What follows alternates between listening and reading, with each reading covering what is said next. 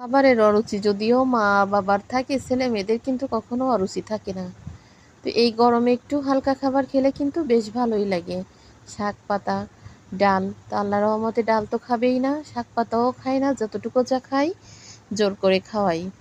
তো সকালে হচ্ছে আমি কলমি শাক দিয়ে তেলাপিয়া মাছ দিয়ে এক ভাগে তরকারি রান্না করেছি সকালে খাওয়ার জন্য।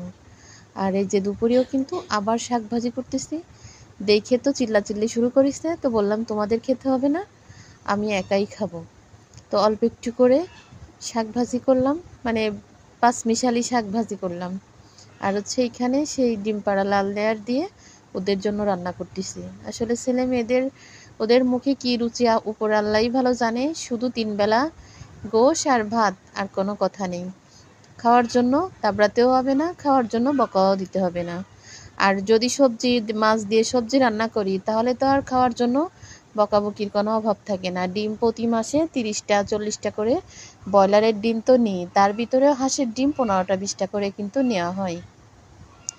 সবই কিন্তু তরকারি রান্না করি, সবই কিন্তু তারপরেও ওদেরকে পোস্ট করে ভাজি করে খেতে গেলেই কিন্তু ওদেরকে দিতে হয়। তো আমি রান্না আমার প্রায় শেষ হয়ে আসছে, গোসল করলাম রান্না শেষ করে। এখন হচ্ছে সকালের যে ভিডিওটা আসলে করেছি আমি, কিন্তু ভয়েস লাগাইনি, ভয়েস ছাড়াই কিন্তু আপলোড করা হয়েছে।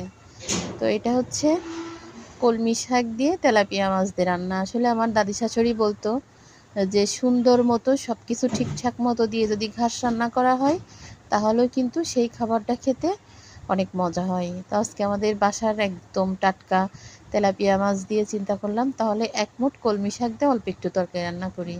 তো তরকারিতে কিন্তু একটু তেল হয়েছে বেশি, এমনি শাক পাতায় তেল বেশি দিতে হয়, কিন্তু তরকারি অনুযায়ী কিন্তু তেল একটু বেশি হয়েছে, তেল একটু বেশি হয়েছে। তো যাক, সমস্যা নেই, খাওয়া হয়ে যাবে।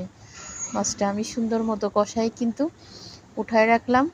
উঠায় রেখে এবার হচ্ছে আমি কলমি শাক দিয়ে দেব। আমি জানি না কে কে কলমি শাকের তরকারি খাইছে, আমি কিন্তু এর আগে একবার দুইবার এইভাবে রান্না করে খাইছি, এত মজা লাগে। বাসায় যারা কখনো কলমি শাক দিয়ে মাছ রান্না করে খাননি, রুই মাছ, কাতলা মাছ, বড় বড় তেলাপিয়া মাছ দিয়ে রান্না করে খেয়ে দেখেন, সত্যি কিন্তু মজা লাগে। তারপরও কথা আছে, তেল মশলা কিন্তু পেঁয়াজ মরিচ কিন্তু সব কিছু বেশি বেশি দিতে হয়। শাক বলতেই কিন্তু বনো বনো জিনিসে কিন্তু তেল ঝাল পেঁয়াজ সবসময় একটু কিন্তু বেশি করে দিতে হয়। এই যে শাকটা একটু নাড়ায় চাড়ায় কষায় নিচ্ছি, উপরে মাছ দিয়ে দেব, দিয়ে একদম তেলের ঝোল থাকবে। ফার্স্টে আমার যে তরকারিটা দেখছেন ওইটা হচ্ছে লাস্টে নামানোর পরের ভিডিও। তো সেম কিন্তু ওরকম একদম তেলের ঝোল, শুকনা শুকনা তেলের ঝোল থাকবে। আসলে সৌন্দর্য রান্না, সৌন্দর্য চেহারা, সৌন্দর্য পরিপাটি ঘরদোর